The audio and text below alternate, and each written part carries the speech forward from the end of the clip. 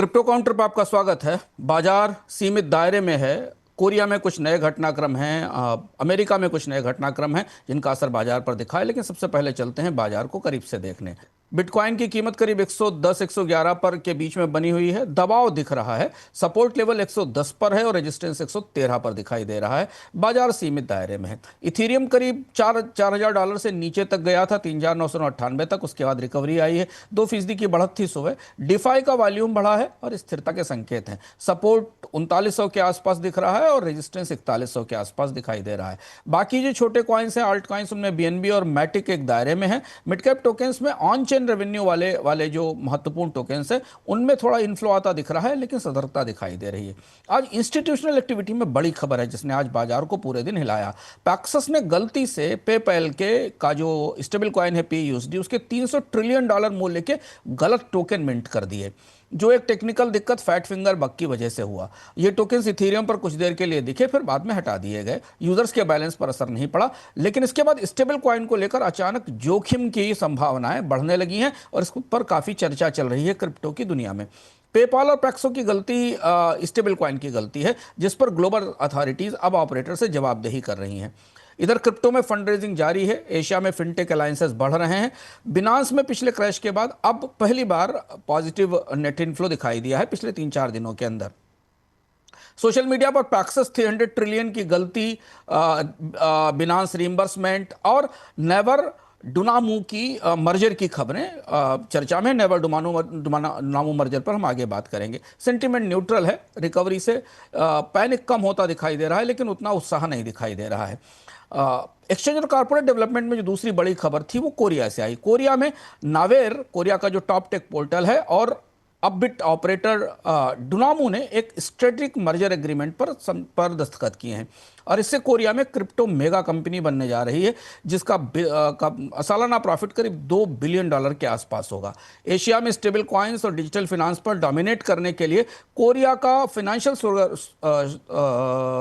Regulator इस merger पर, इस पार्टनरशिप पर नजर रख रहा है। फिनटेक और वर्चुअल एसेट्स के इंटीग्रेशन की नई कोशिश करेगा ये मर्जर।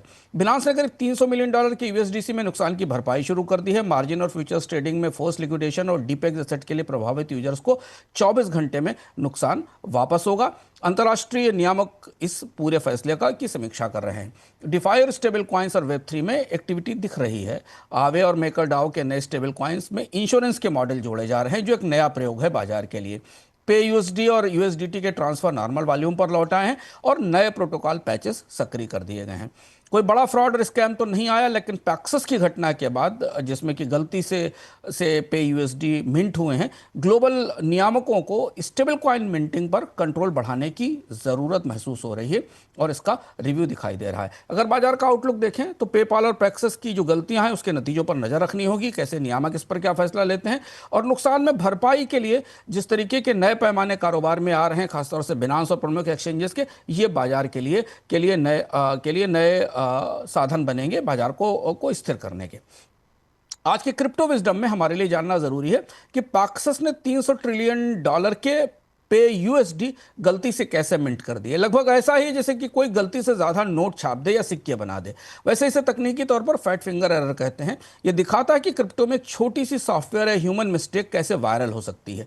फैट फिंगर एरर एक कॉमन टर्म है फिनांस और टेक में, जहां कोई इंसान गलती से सिस्टम के कीबोर्ड पर कोई गलत बटन दबा देता है और कोड में मिस्टेक हो जाती है। PayUSD नाम के स्टेबल कॉइन में करीब 300 लाख करोड़ रुपए के डॉलर के स्टेबल कॉइन गलती से मिंट हो गए। बहुत बड़ी संख्या थी। यह किस्म का टेक्निकल बग था जो इस सॉफ्टवेयर में छिपा हुआ था और इनपुट एरर से हुआ। टोकन्स इथेरियम के ब्लॉकचेन पर दिखे, फिर इन्हें बर्न कर दिया गया, यानी डिलीट कर दिया गया। यूजर का पैसा नहीं गया, लेकिन इस घटना ने स्टेबल कॉइन की पूरी दुनिया को अचानक सनसनी में डाल दिया और घबराहट चारों ओर फैल गई, क्योंकि रकम इतनी बड़ी थी और ये बड़ा शॉकिंग था। क्रिप्टो में बड़ा मुद्दा इसलिए है कि स्टेबल कॉइन्स डॉलर से पेग्ड होते हैं। PayUSD भी डॉलर से पेग्ड है। एक PUSD का मतलब है एक अमेरिकी डॉलर। तो अगर मिंटिंग में नए टोकन का बनाना नियंत्रण से बाहर हो जाए तो बाजार क्रैश हो जाएगा, फेक सप्लाई आ जाएगी, इन्फ्लेशन आ जाएगा। हालांकि ब्लॉकचेन पर ऐसी गलतियां तुरंत पकड़ ली जाती हैं, ठीक हो जाती हैं, क्योंकि ब्लॉकचेन ओपन है। कम्युनिटी ने इसे मिनटों में स्पॉट कर लिया, लेकिन ट्रेडिशनल बैंकिंग में ऐसा होता तो शायद इसे पता चलाने में महीनों लगते। पैक्सेस जैसी कंपनियां प्रोटोकॉल ठीक कर रही हैं ताकि फैट फिंगर ना हो। लेकिन ये घटना दिखाती है कि क्रिप्टो अभी भी डेवलपिंग है और गलतियों से सीख रहा है, इसलिए आप भी सतर्क रहें। क्रिप्टो काउंटर में आज इतना ही, फिर लौटेंगे कल नए अपडेट्स के साथ।